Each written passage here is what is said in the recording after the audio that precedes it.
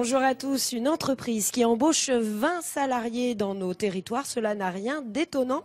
Mais déjà dans une commune comme les Bouchoux de 320 habitants, c'est beaucoup plus rare. C'est le cas de Tadeo Axéo, une entreprise spécialisée dans la e-transcription. Alors vous le voyez à côté de moi, la e-transcription, c'est la transcription de la parole à l'écrit à destination des publics sourds et malentendants. Je vous propose de comprendre un petit peu tout ça en regardant tout d'abord une petite vidéo avant qu'on vous explique comment ça fonctionne.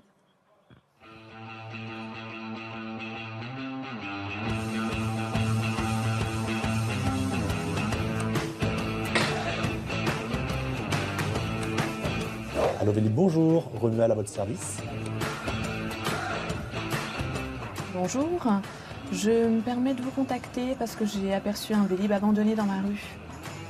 Très bien monsieur, je vous remercie de votre signalement. Je vais faire intervenir un technicien pour récupérer le vélo rapidement.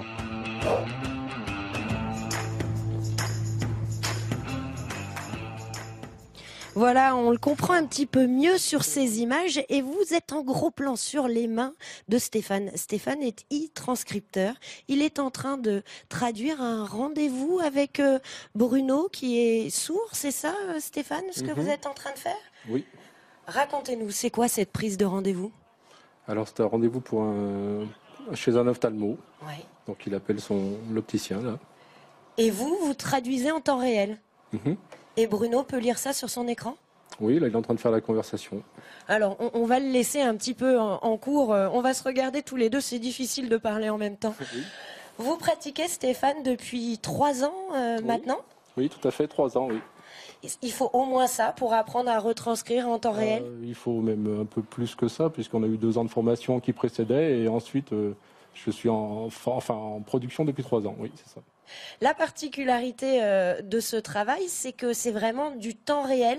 C'est ça, il faut être capable de transcrire aussi vite que l'on parle. Le but, en fait, c'est la transcription pour que la conversation soit le plus fluide possible. Donc, effectivement, oui, c'est en temps réel.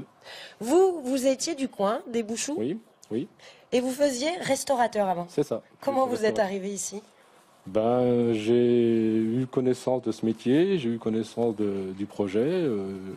Donc j'ai été aux journées d'information et puis j'ai découvert quelque chose de très intéressant et voilà, on s'est lancé quoi. Et la particularité, c'est que vous pouvez travailler à côté de chez vous. Tout à fait, c'est l'avantage effectivement. Vous êtes un peu le porte-parole de tous vos collègues là. Est-ce que 30 personnes qui travaillent dans un petit secteur comme ça, c'est courant dans le secteur? Pas tant que ça, non, parce que bon, on est dans un milieu rural, donc c'est vrai que c'est pas des grosses entreprises, il n'y en a pas tant que ça. Et puis c'est en général pas dans là j'entends dans le casque, donc ça perturbe un peu. Pas dans ces domaines d'activité, quoi. Donc c'est quand même relativement, oui, c'est une opportunité, une chance. Je vous remercie. Je vous laisse à votre discussion. Oui. Moi, j'en profite pour aller rejoindre mes invités suivants. Il s'agit d'Hervé Allard. C'est le PDG de l'entreprise. Il est en compagnie du maire des Bouchoux. Hervé Allard, bonjour. Bonjour. Alors effectivement, ce n'est pas commun. Pourquoi s'installer ici au Bouchoux alors qu'on est une entreprise au high-tech, j'ai envie de dire? La question, je la retourne, pourquoi pas en fait, hein. Il suffit simplement de penser différemment ces implantations. Le numérique amène la création de nouveaux métiers. Il faut du très haut débit et puis un toit, quelques murs, un peu de chauffage et puis tout va bien. La particularité, c'est que vous n'avez pas besoin non plus de personnel forcément qualifié au départ. Non, absolument. Nous, ce qui nous intéresse surtout, c'est les capacités à faire. Donc les diplômes et le passé ne nous intéressent pas, on s'en occupe pas. On fait des tests sur les capacités et c'est là que l'on peut trouver et identifier les personnes qui pourront suivre ces formations. Et là, aujourd'hui, 30 personnes et d'autres dans les mois qui viennent? Oui, tout à fait. On va recruter 6 d'ici la fin de l'année et on a un objectif d'une 50aine parce qu'il ne faut pas non plus aller trop loin. C'est-à-dire qu'il faut créer des écosystèmes comme ça dans un village de 320 habitants, mais il ne faut pas non plus que ce soit trop gros pour pas déstabiliser en fait l'écosystème tel qu'il était. Eh bien, l'écosystème, c'est vous, monsieur le maire. Est-ce que vous êtes un maire heureux aujourd'hui? Tout à fait.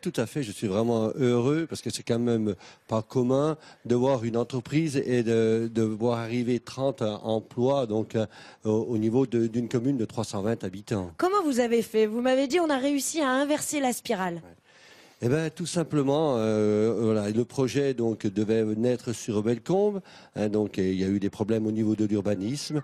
Et donc, l'ancienne équipe municipale, donc a contacté Monsieur Hervé Allard, hein, et donc a décidé de travailler sur ce projet. Et comment ça se passe maintenant, aujourd'hui, au lieu de voir des gens qui s'en vont de vos communes, ils arrivent? C'est exactement ça. C'est là que je vous disais que la spirale s'est inversée. C'est qu'il y a, pendant des décennies, les gens, les habitants prenaient leur voiture et donc allaient sur les bassins voisins. Et bien maintenant, certains habitants des bassins voisins viennent travailler sur la commune des Bouchoux.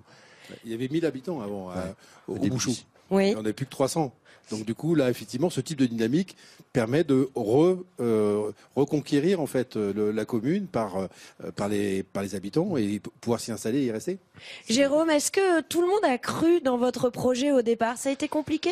Ça a été compliqué. C'est vrai que ça a été très compliqué parce que voilà, c'était quand même un projet qui sortait un peu de l'ordinaire avec de nouvelles technologies et même au niveau des élus, je dirais même qu'au niveau des élus, voilà, il a fallu quand même plusieurs mois et plusieurs années pour que tout le monde prenne conscience de l'importance de l'implantation d'une entreprise comme Tadeo Axéo sur le territoire. Hein. Aujourd'hui, vous avez des familles qui s'installent, l'école qui se repeuple? Exactement, c'est ça. Et donc, ça a aussi permis donc dans ce bâtiment d'amener des logements, à agrandir le parc locatif au niveau de la commune. Et comme vous venez de le dire, des familles s'installent, des enfants donc arrivent à l'école, et de nouveau la spirale qui s'inverse sur tous ces domaines-là.